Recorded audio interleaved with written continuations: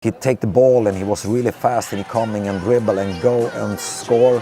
And I thinking, oh shit.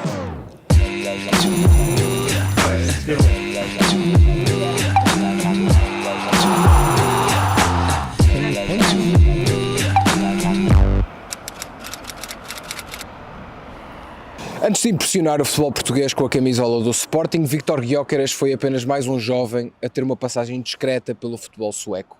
Bola Branca viajou até Estocolmo para explorar um pouco das raízes do internacional sueco que está a marcar o campeonato português. Conversamos com antigos jogadores, antigos colegas de equipa e também antigos treinadores de Viktor Gyökeres.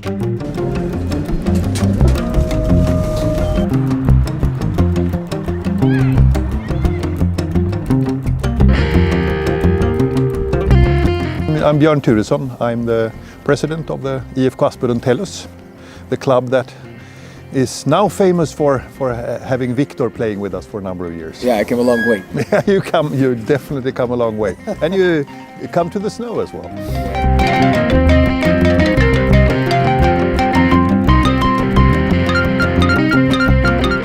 Bem-vindos ao estádio do Aspen Tellus. Estamos no sul da capital sueca e foi neste pequeno clube que Viktor Gyökeres começou e onde fez de resto a maior parte dos seus anos de formação. Portanto, estivemos aqui para conhecer um pouco mais das histórias que estão por trás do início da carreira do hoje avançado do Sporting. It's very, very local. For our home matches we have like perhaps 200 people coming or something like that. We have a very joyful stadium, and people can come here and have a coffee in the afternoon. Everybody saw him. He had something from the beginning. You know, he's small. Cry a little bit. Right? Yeah. He was a winner. He don't win, he cry. Literally. Yeah. But that's it. He's also a winner, for sure. There is a lot of that in every year. People talk about look at that player and whatnot. But of course, it was quite early on that we heard about Viktor, and primarily because he was so dedicated. He was super serious early with his football, and that paid off.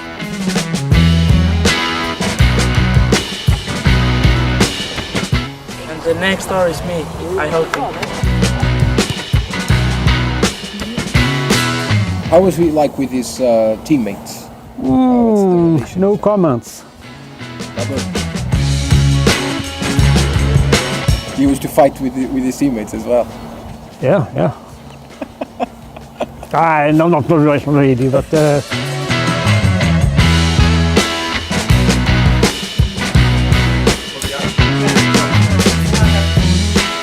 The situation here in this club, and that's what we try and promote, is to keep people here as long as possible and afford them the possibility to play as much football as they want. He's an excellent example that this type of environment it can still foster really good football players. If you put your own mind to it, you don't have to go to an academy and all of that. There are other routes, and you can still be a very successful player. And I think that is a super important message. And an example that we can show to our players that because of course all of these large club names, it sounds cooler than IFK Aspen Tellus. I don't know, it's hard for you to relate to Hammarby or whatever, but around here it's a big thing. So of course it's. And when you develop as a young player, you want to have an identity and you want to belong to something, so for us it gives more value to our brand in that sense that our model works.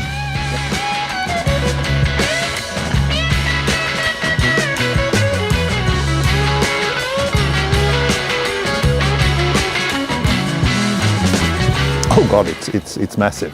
It's because our yearly turnover is 400,000 euros or less than that even. Perhaps we can take a tour of the beautiful arena here, and you will see that there are opportunities to do some investments.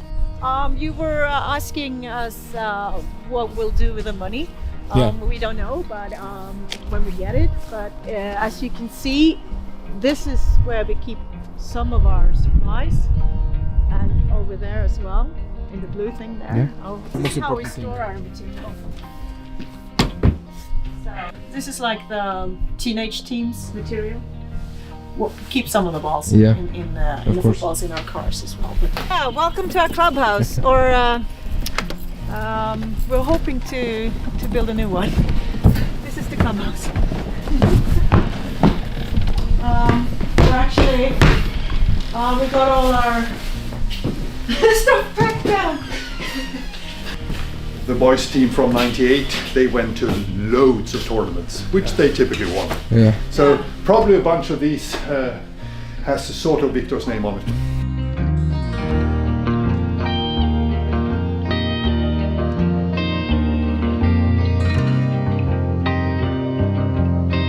It was actually second. Second. Second? Yeah. What? Oh, really? He must have cried. That's Viktor. Yeah. He's 12 now. There's so many cups. So many cups. Yeah. And here this was also in 2009. Yeah. Age 11. Sportex Cup. No idea. Vänta, stå kvar. Hold on. The European the qualifiers. I saw the last like game. a video. Yeah. It was for my boys that are 12 years old. They're going to be 12 years old this year, and they went as a team to watch him play. To Friends Arena. Yeah. And he came over and he gave them the shirt and he gave them autographs And he chatted with them, and Yeah. that's such a nice thing to do. Nothing you have to do.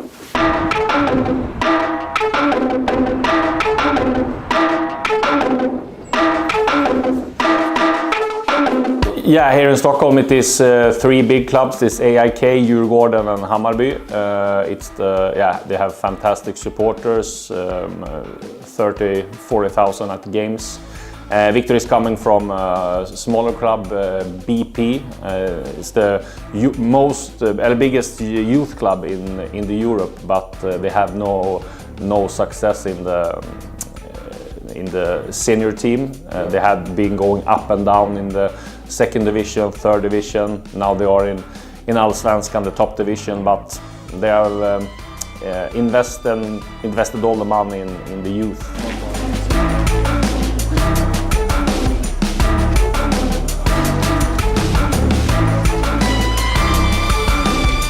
No one talked about him. Of course, all one who knows football know the name, but not the player. But he was pretty much anonymous then.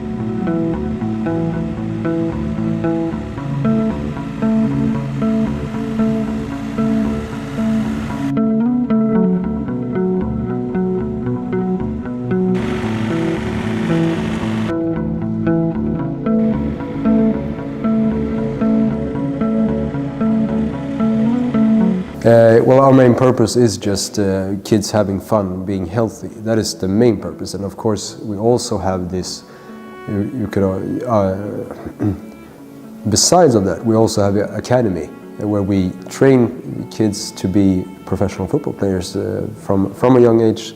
They are trained to be more and more competitive and being able to play professional.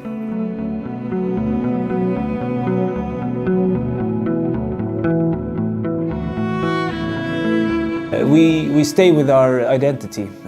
That's huge, I think. Even though sometimes we play in the lower divisions, sometimes in the higher divisions, it doesn't matter. We stay with our identity.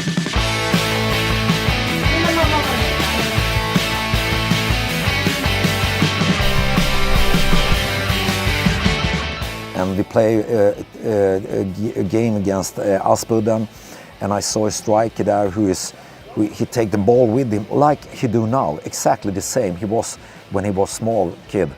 he'd take the ball and he was really fast and he coming and dribble and go and score. And I thinking, oh shit, I want him to Brommapojkarna.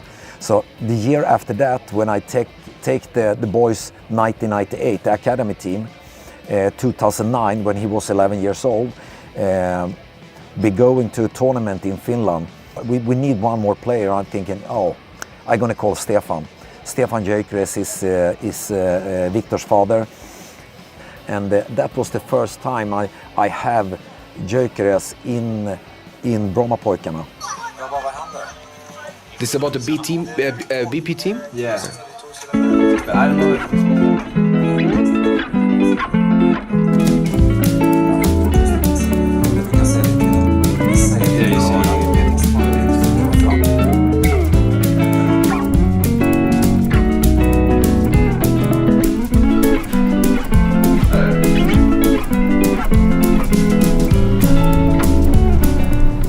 Aspen and Tellus and Brommapojkarna. The clubs have a contact, and I was there for Viktor's team and just coached them for a period. And after that, you know, it was like me and the father get a contact.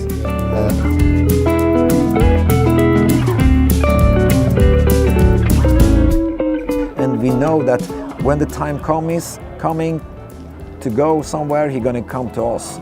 So we have just that. So so we have a really good connection with them. And David Eklund, a coach from Brommapojkarna, being the coach for that age group in Aspudden, and he have the connection. So he was the big thing also that Viktor coming to Brommapojkarna. I remember the handshake because his hands is really big. So my hands just. Yeah, just I don't see my own hands.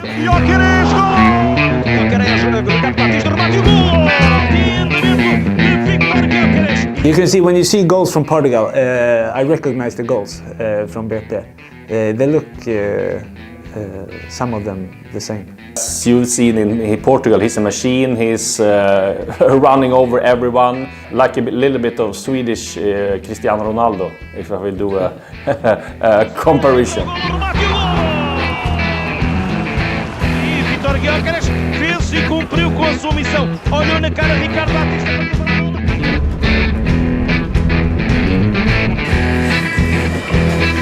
I remember we played in the Swedish Cup against, it was 2017, against Elfsborg. It's first division team, top club. We were the underdogs, and he scored, and we won that game, and got through to the semi-final in the Swedish Cup that year. But he scored an amazing goal. He took the ball from half the pitch and just drive through the players. I mean, through the players. They were all like climbing on him, but he just kept running and scored. That goal I remember. It was amazing. In the summertime 2015, we were struggling a lot, and we were looking for a striker. And then we took in David from the youth.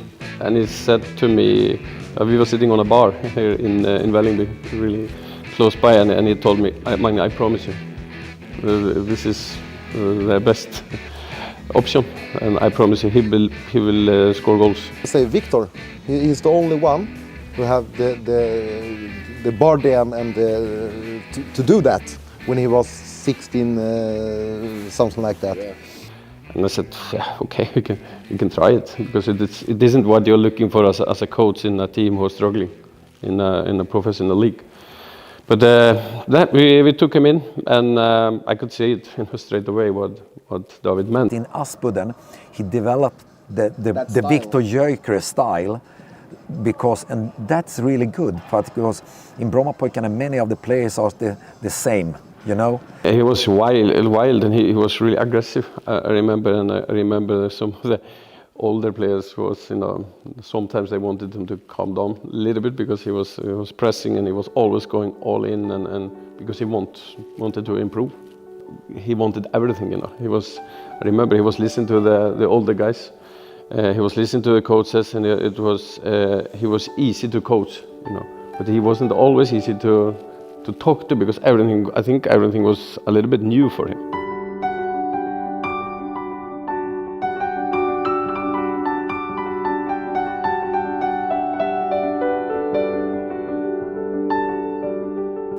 also a really stubborn kid. I can tell you. Yeah, he knew what he wanted, and he was focusing on it.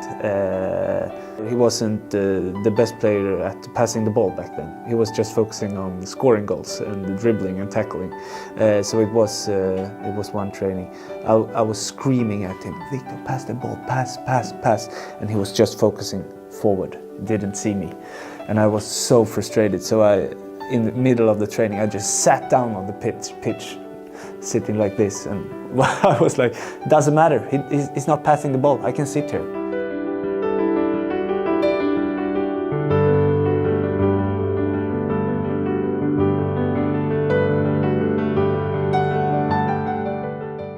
Yeah, I know it, but I cannot tell you.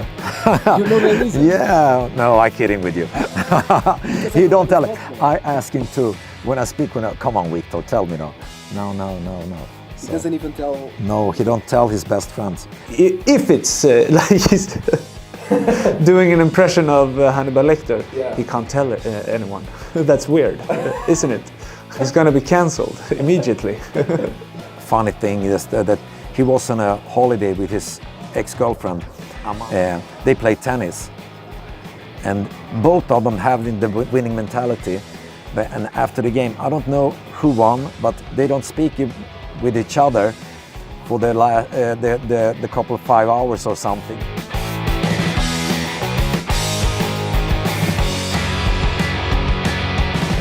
And in the halftime, he was so angry. Viktor, he was so angry.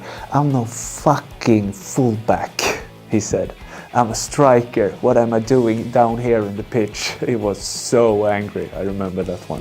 How did you react to that? I didn't think Viktor. He just told the players, not the coach.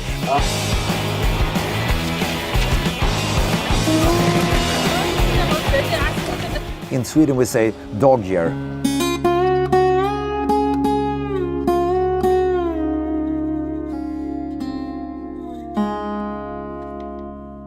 Everybody think that they're going to go straight there, but many of the players, they're going like this before you're going up there, and you need to be strong here.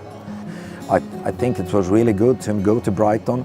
He's going to a big club in England who have a fantastic training ground and everything, and he's starting his professional career, and it's a big step to coming to England and everything. When he was in St. Pauli in the Bundesliga V, it was a big club, and he called my son and he said that I'm sitting here totally alone, and it's really empty.